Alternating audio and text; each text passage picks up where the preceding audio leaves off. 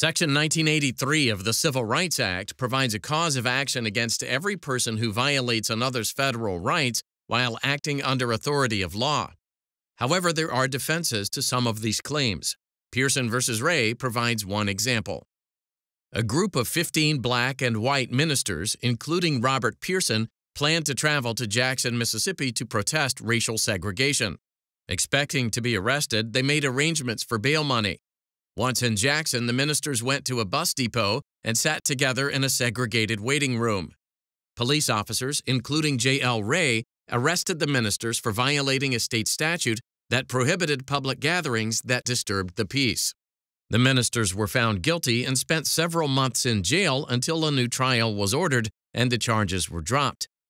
Eventually, in a subsequent unrelated case, the Mississippi statute under which the ministers had been arrested was found unconstitutional. The ministers sued the police officers for unconstitutional arrest under Section 1983.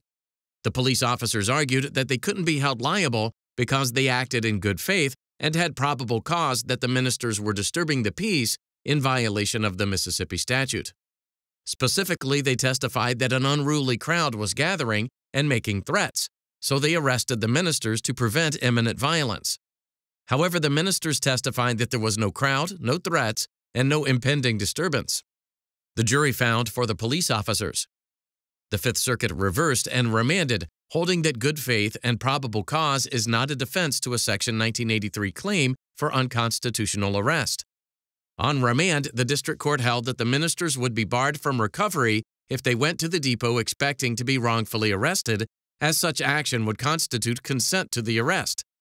The United States Supreme Court granted cert.